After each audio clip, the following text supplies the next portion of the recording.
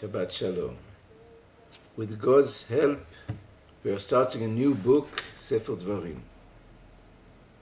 These are the words which Moshe spoke unto all Israel, and so on and so on. These are the words which Moshe spoke. It's interesting that Rabbi Chaim Ibn Attar, in his commentary to the Torah, Orach Chaim, says the following: these are the words that Moshe spoke. There's a difference between these words and the words of Moshe in the preceding books, the 4 books that are behind us. In the 4 books behind us, Moshe speaks, but there's not one single letter of his own. These are the words of God, and he speaks it, but it's not his words. But in this book, it differs. Why? How can we say such a thing? It's one of the books of the Torah. Orach Chaim here relies upon a Gemara in Masechet Megillah. The Mishnah teaches us that when you read the Tochacha, the curses from the Torah, you shouldn't interrupt the reading. You should read it all through. That's the words of the Mishnah. The Gemara, with Abaye, comes and tells us it depends. If it's from Sefer Vayikra, Parashat Bechukotai, this is the halacha, you shouldn't interrupt.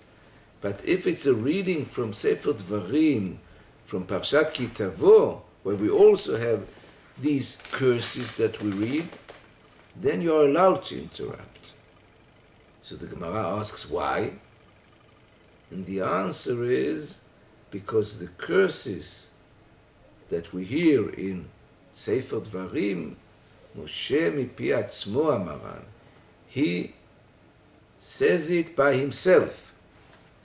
It's sort of his wording.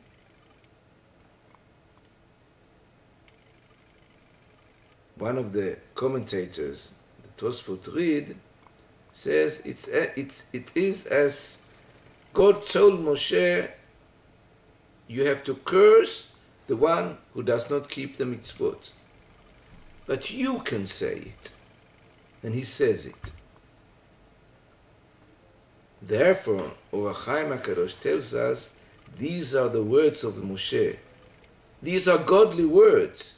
These are godly ideas. But it's Moshe's words.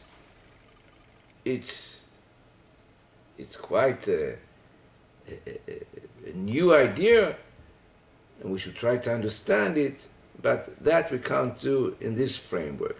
I would only like to say one idea, and that is, when you come to rebuke someone, to tell him that he doesn't do the right thing, that he should change his ways, because these are the words of Moshe in the 5th book of Moses.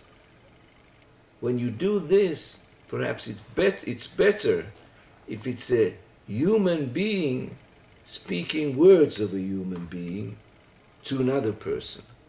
Then we can hear, we can interrupt his words, we can perhaps create a dialogue with the one who comes to tell us what to do. And this is what Moshe does here, and perhaps we could also learn from this when we try to teach someone what to do, not to come from too much above, but from a level where I'm a human being and he's a human being. Shabbat Shalom v'toda rabba.